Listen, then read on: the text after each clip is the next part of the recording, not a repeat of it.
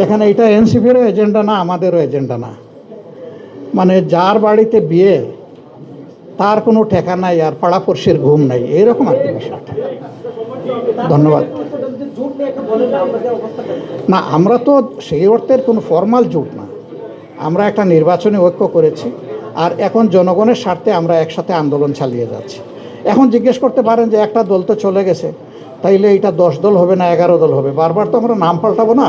আমি আমার জোটের একটু অভিজ্ঞতা বলি। প্রথমে আমরা 4 দল ছিলাম, এরশাদ সাহেব বের হয়ে গেলেন, তারই একটা অংশ নাজিউর রহমান সাহেব, মঞ্জু সাহেব, তিনি থাকলেন, থেকে একটা জাতীয় পার্টি গঠন করলেন, 4 দল থাকলো, এরপরে 18 দল হলো, এরপরে 20 দল হলো, শেষ পর্যন্ত আমরা 27 দল গুনেছি, কিন্তু এটাকে 20 দলীয় ঐক্যজোট বলা হতো। তো এটা একটা ব্র্যান্ড, এখানে মাঝে মাঝে কারো ডিফারেন্স অফ অপিনিয়ন থাকতেই পারে, আমরা তো কাউকে আসলে জোর খাটাতে পারি না, এই অধিকার আমাদের নেই। গণতন্ত্রে তার প্ল্যাটফর্ম চয়েস করার অধিকার প্রত্যেকেরই থাকবে, তবে আমরা চেষ্টা করব দেশের বৃহত্তর স্বার্থে এই ঐক্যকে আরও শক্তিশালী এবং সংহত। বার্তাটা হচ্ছে যে আমরা হাতে হাত মিলিয়ে সবাই ঐক্যবদ্ধ আছি।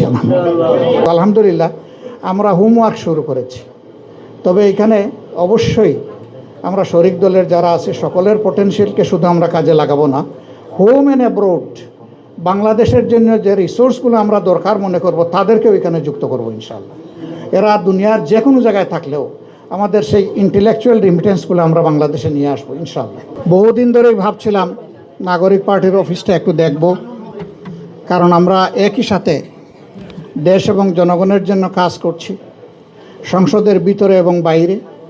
বিগত নির্বাচনে একসাথেই আমরা লড়াই করেছি, সহযোদ্ধাদের পরস্পরের পাশে থাকা, দাঁড়ানো, সুখ দুঃখের অংশীদার হওয়া, একসাথে চলা, এটি হচ্ছে গণতন্ত্রের সৌন্দর্য। তো আজকে সেই সময়টাই হাতে এলো, এই জন্য এখানে আসতে পারে আমি আল্লাহ তাআলার দরবারে শুকরিয়া আদায় করছি আলহামদুলিল্লাহ।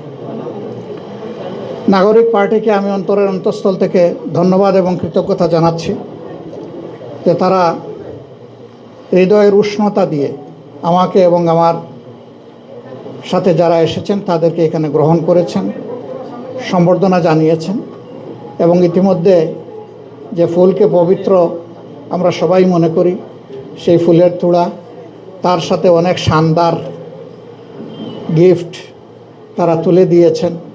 আমরা আশা করছি নাগরিক পার্টির বৃত্ত যেমনই থাকুক, চিত্ত এভাবেই ধনী হয়ে থাকবে ইনশাআল্লাহ। এই ধনী চিত্তের সাথে প্রয়োজন পূরণেও আল্লাহ তাদেরকে দেশের স্বার্থে সহযোগিতা করুন, সেটা দোয়া করি।